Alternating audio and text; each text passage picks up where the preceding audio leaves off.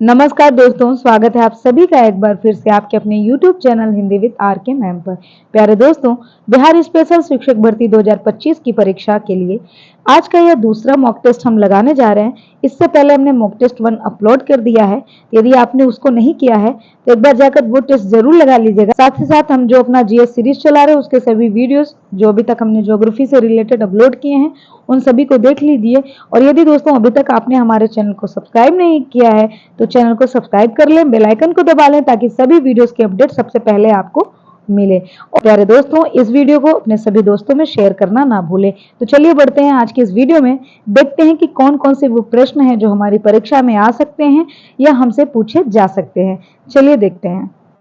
आज का हमारा पहला प्रश्न है भारत की स्थिति एवं विस्तार से। जी हाँ दोस्तों, इस टॉपिक को मैंने बहुत अच्छी तरीके से बताया है, तो आप वो वीडियो जाकर देख लें।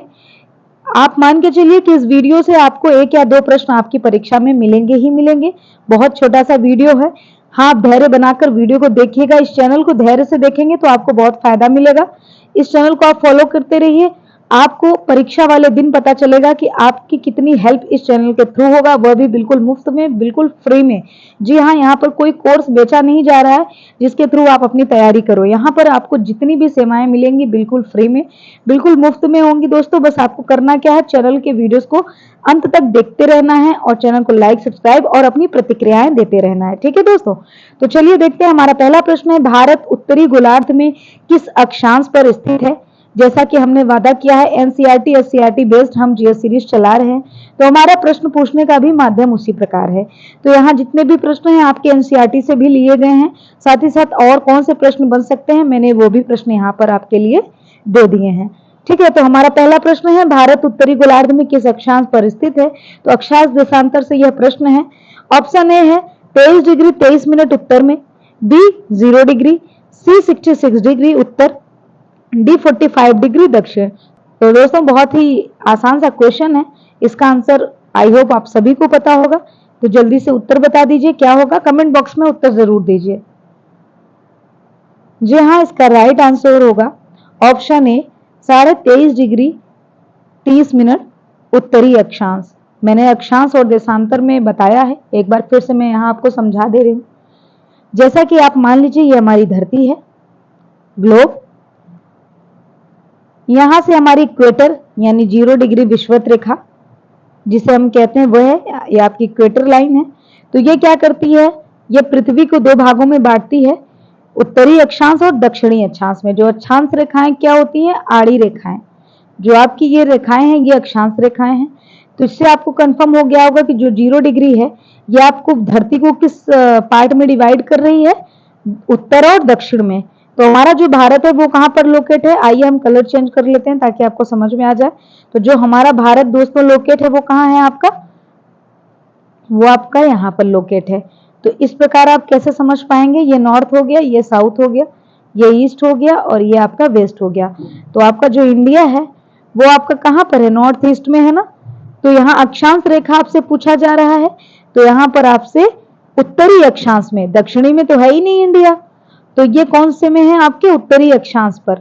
लेकिन जब आप डिग्री में देखेंगे तो 23.5 डिग्री उत्तरी अक्षांश कहां पर है हमारा भारत, 23.5 डिग्री उत्तरी अक्षांश में। तो आइए देखते हैं नेक्स्ट स्लाइड की ओर।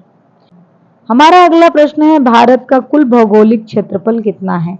यह प्रश्न कई परीक्षाओं में पूछा जाता है और आपके बीएसटेट मेंस के लिए भी बहुत ही इंपॉर्टेंट है।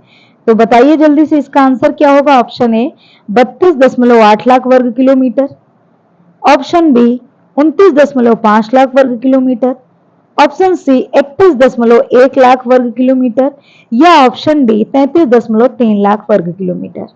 प्यारे दोस्तों इसका सही आंसर क्या होगा आपका, option A. Option A 32.8 lakh वर्ग किलोमीटर।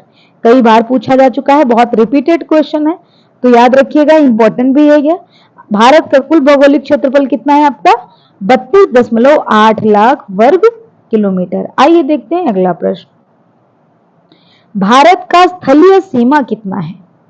पहले दोस्तों इस वीडियो में मैंने क्या किया है कि जो भारत की अवस्थिति एवं विस्तार वाला चैप्टर है, जब आप एनसीईआरटी पढ़ रहे होंगे तब भी आपने पढ़ा होगा कि हमारा भारत कहाँ पर है, इसकी अवस्थिति क्या है, इसका विस्तार क्या है, और ये बहुत इंपॉर्टेंट होता है जीएस में, ज्योग्राफी वाले टॉपिक में।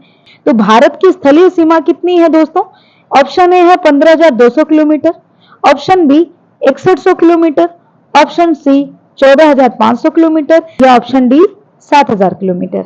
आपका राइट आंसर क्या होगा? 15,200 किलोमीटर। आइए देखते हैं नेक्स्ट स्लाइड की ओर। भारत की तट रेखा की कुल लंबाई कितनी है? Option A 7,516.6 kilometre, option B 6,851.5 kilometre, 8,421 kilometre या 9,000 किलोमीटर। तो हमारा राइट आंसर क्या होगा? Option A 7,516 kilometre. यह कौन सी लंबाई है? भारत की तटीय लंबाई, ठीक है, जो कोस्टल एरिया होता है उसकी कुल लंबाई है, ठीक है। ये वाला, ये जो कोस्टल एरिया है इसका टोटल लंबाई कितना है आपका? 7,516.6 किलोमीटर। आइए देखते हैं अगला प्रश्न। भारत के मानक समय में आईएसटी में कितना समय जीएमटी से आगे होता है? बीपीएससी का जो टीआरई 1, 2, 3 एग्जाम हुआ है उसमें इस प्रश्न को पूछा जा चुका है। जल्द ही मैं आपके लिए बीपीएससी के द्वारा किए गए सारे एग्जाम में जो सबसे इंपॉर्टेंट है आपका बीपीएससी टीआरई 1, टीआरई 2, टीआरई 3, इन सभी के क्वेश्चन आंसर करा दूंगी, वो भी टॉपिक वाइज, यानी जीएस के जितने भी टॉपिक शामिल किए गए हैं उन सभी को मैं टॉपिक वाइज इकट्ठे करा दूंगी। तब आप वहां समझ पाएंगे कि वास्तव में यह एमसीक्यू आपके लिए कितना इंपॉर्टेंट होने वाला है। बस आपको दोस्तों बहुत ही धैर्य बनाकर देखना है, ज्यादा वीडियोस देखने के चक्कर में मत पड़िए, एक प्रॉपर चैनल फॉलो करिए और उसको डिटेल में देखते जाइए, आपकी तैयारी प्रतिदिन बेहतर हो जाएगी। तो अगर अभी तक आपने हमारे चैनल को सब्सक्राइब नहीं किया है तो आप चैनल को सब्सक्राइब जरूर कर लें। तो क्वेश्चन 5 है, भारत के मानक समय में कितना समय जीएमटी से आगे? ऑप्शन ए 3 घंटे, ऑप्शन बी 4.5 घंटे, ऑप्शन सी 5.5 घंटे या ऑप्शन डी 6 घंटे। जी हाँ, बिल्कुल राइट आंसर इसका है ऑप्शन सी 5.5 घंटे। स्टार लगा लीजिएगा, बहुत इंपॉर्टेंट क्वेश्चन है। 5.5 घंटे ये जीएमटी यानी ग्रीनविच मीन टाइम से आगे होता है, यानी ग्रीनविच टाइम पर यदि 12 बज रहा है तो आपके इंडिया में कितना बजेगा उस वक्त? 5:30 बजेगा। यदि जीएमटी में दोस्तों 12 बज रहा हो, ग्रीनविच मीन टाइम जो आपके मिर्जापुर या नैनी से होकर मानी जाती है, गुजर रही है, समय रेखा जो है भारतीय मानक समय रेखा है ना, तो जो जीएमटी है वहां से अगर आप देखेंगे भारत में आईएसटी जब आप देखेंगे तो भारत में अगर जीएमटी पे 12 बज रहा है तो यानी लंदन में 12 बज रहा है तो आपके इंडिया में कितना बजेगा? 5:30, ठीक है, 5:30 बजेगा, ठीक है। आइए देखते हैं नेक्स्ट स्लाइड की ओर।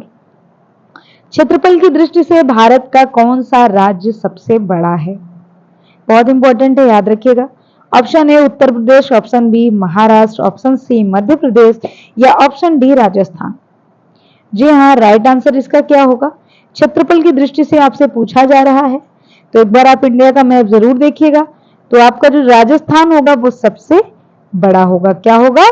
सबसे बड़ा होगा क्षेत्रफल की दृष्टि से, एरिया वाइज यहाँ पर सबसे ज्यादा जगह है, ठीक है। आइए देखते हैं नेक्स्ट स्लाइड की ओर। भारत की सबसे ऊंची चोटी कौन सी है? वेरी वेरी इंपॉर्टेंट, ये स्टार मार्क क्वेश्चन है, वेरी वेरी इंपॉर्टेंट। भारत की सबसे ऊंची चोटी कौन सी है दोस्तों? ए नंदा देवी, बी कंचनजंगा, सी माउंट एवरेस्ट या डी धौलागिरी।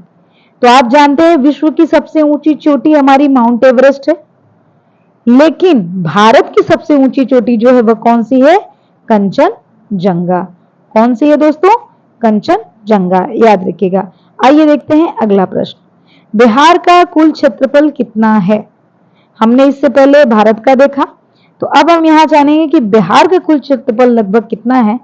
ऑप्शन है 94,163 वर्ग किलोमीटर या ऑप्शन बी 88,900 वर्ग किलोमीटर या ऑप्शन सी 91,000 वर्ग किलोमीटर या ऑप्शन डी 98,500 वर्ग किलोमीटर। तो जल्दी से कमेंट बॉक्स में बताइए दोस्तों, आप बिहार के शिक्षक बनने जा रहे हो तो आपको इतना पता होना चाहिए कि बिहार का कुल क्षेत्रफल कितना है। जी हाँ, हमारा राइट आंसर क्या होगा? 94,163 वर्ग किलोमीटर, है ना। आइए देखते हैं अगला प्रश्न। बिहार की सीमाएं कितने राज्यों और देशों से लगती हैं? ऑप्शन ए 3 राज्य 1 देश, ऑप्शन बी 4 राज्य 1 देश, या ऑप्शन सी 2 राज्य 2 देश, ऑप्शन डी 3 राज्य 2 देश। तो आपका राइट आंसर क्या होगा, जल्दी से बताइए। हमारा राइट आंसर होगा 3 राज्य 1 देश। कौन कौन से? एक देश, आपका एकमात्र देश कौन सा है? वह नेपाल। कौन सा है दोस्तों? नेपाल। ठीक है। अब 3 राज्य कौन से हैं वो आप कमेंट बॉक्स में बताएंगे। आइए देखते हैं अगले प्रश्न की ओर। बिहार का सबसे बड़ा जिला क्षेत्रफल की दृष्टि से कौन सा है? यह भी महत्वपूर्ण है। मैंने पहले भी बताया, इस वीडियो में आपको बिहार और भारत का पूरा अवस्थिति एवं विस्तार वाले प्रश्न जितने भी हैं वो सारे कवर हो जाएंगे, तो जो आपकी परीक्षा के लिए बहुत महत्वपूर्ण होगा, है ना। तो बिहार का सबसे बड़ा जिला क्षेत्रफल की दृष्टि से कौन सा है? ए पटना, बी पश्चिम चंपारण, सी गया, या डी दरभंगा। तो बिहार के हमारे जितने भी विद्यार्थी इस वीडियो को देख रहे हैं वो जल्दी से राइट आंसर बता दें। जी हाँ, बिल्कुल सही, बिल्कुल राइट आंसर है आपका पश्चिम चंपारण। जो पश्चिमी चंपारण है वो बिहार का सबसे बड़ा जिला क्षेत्रफल की दृष्टि से है। हो सकता है आपकी ज्वाइनिंग यहाँ पर हो जाए, तो याद रखिएगा बिहार का सबसे बड़ा जिला क्षेत्रफल की दृष्टि से आपका क्या है? पश्चिमी चंपारण। आइए देखते हैं अगले स्लाइड की ओर। बिहार में कितने प्रमंडल हैं? जी हाँ, कितने डिवीज़न हैं बिहार स्टेट में? ए 7, बी 9, सी 10, या डी 12। बहुत ही सरल सा प्रश्न है, तो हमारा राइट आंसर होगा ऑप्शन सी, कुल आपके 10 प्रमंडल हैं। कितने? 10 प्रमंडल हैं, है ना। आइए देखते हैं अगला प्रश्न। तो हमारा 12वां प्रश्न है, बिहार की राजधानी पटना किस नदी के किनारे स्थित है? बहुत इंपॉर्टेंट, स्टार मार्क कर लीजिएगा। जब हमने भारत एवं बिहार की नदियाँ पढ़ाई हैं तो वहाँ पर मैंने इसको बहुत अच्छी तरीके से समझाया है। तो यदि आपने उस वीडियो को नहीं देखा है तो चैनल पर हमारा प्लेलिस्ट मौजूद है जीएस सीरीज़ का, उसको देख लीजिएगा। Option A Kosi, option B Gandak, option C Ganga, या ऑप्शन डी सोन। जी हाँ, हमारा राइट आंसर है ऑप्शन सी गंगा। हमारी गंगा मैया, जिसके किनारे हमारा प्रयागराज, हमारा भागलपुर, हमारा पटना, बिहार की जो राजधानी है वह भी इसी नदी के किनारे क्या है? स्थित है। आइए देखते हैं अगला प्रश्न। बिहार में वाल्मीकि राष्ट्रीय उद्यान किस जिले में स्थित है? बहुत बहुत इंपॉर्टेंट है। एकमात्र राष्ट्रीय उद्यान है बिहार में, वह किस जिले में है? जल्दी से हमारे सभी बिहार के अभ्यर्थी प्रश्न का उत्तर ज़रूर दें। कमेंट बॉक्स में बताइए कि वाल्मीकि राष्ट्रीय उद्यान किस जिले में स्थित है। ऑप्शन ए गया, ऑप्शन बी पश्चिमी चंपारण, ऑप्शन सी भागलपुर, या ऑप्शन डी कटिहार। वाल्मीकि राष्ट्रीय उद्यान किस जिले में स्थित है?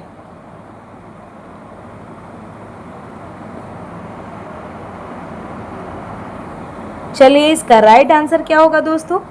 पश्चिमी चंपारण, ऑप्शन बी। एक बार फिर से पश्चिमी चंपारण, जहां पर बिहार का एकमात्र राष्ट्रीय उद्यान है वाल्मीकि राष्ट्रीय उद्यान। आइए देखते हैं अगला प्रश्न।